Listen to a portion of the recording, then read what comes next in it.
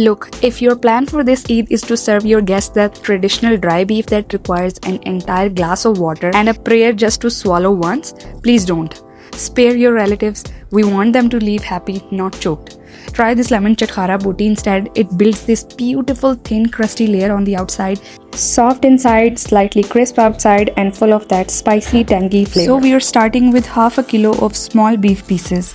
You can also make this with mutton and it actually turns out really good, especially with tender goat or lamb pieces. After that, I wash it 2 to 3 times with clean water and move it into a bowl. To get the flavor all the way through the meat, we are going to do a quick base marinade.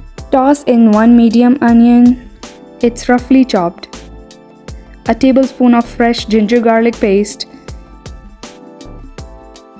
1 teaspoon of coriander powder, 1 teaspoon of red chili powder. I'm using half a teaspoon of turmeric, half a teaspoon of Garam Masala, or you can say whole spice powder, and 1 teaspoon of salt or according to your taste. Now I like to add a tablespoon of soy sauce and a tablespoon of chili sauce,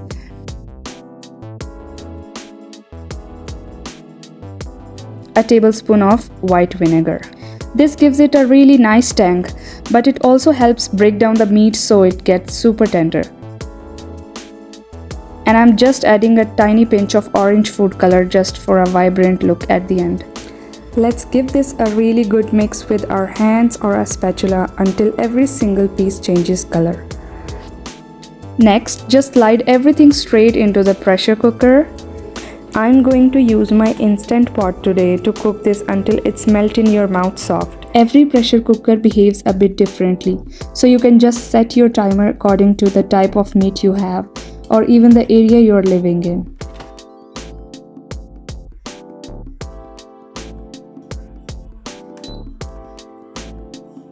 While it does its thing, I like to quickly rinse my prep dishes and load them straight into the dishwasher so the kitchen stays perfectly clean.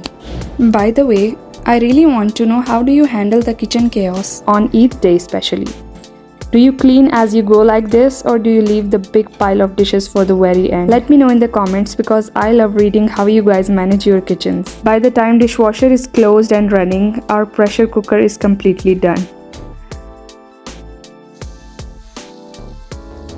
Now, when I opened the lid, I noticed that there was still some water left inside. We definitely don't want to drain this water because it contains all the concentrated liquid and goodness of the meat. So I'm turning the heat up to high flame to evaporate all of it completely. Okay, perfect.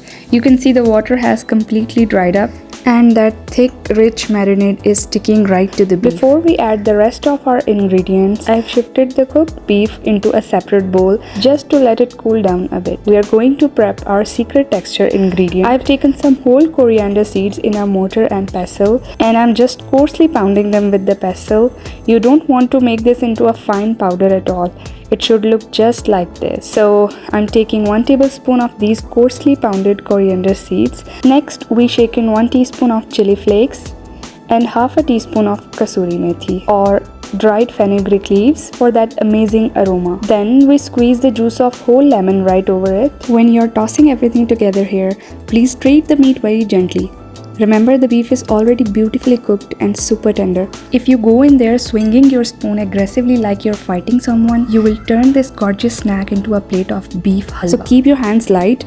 Add 2 tablespoons of corn flour. That corn flour is just going to grab onto the lemon juice and form a thick textured paste around the meat. This right here is what gives us that loud dramatic crunch when we fry it. And let's drop them in. Since the beef is already fully cooked from the pressure cooker, we don't need to fry these for long at all.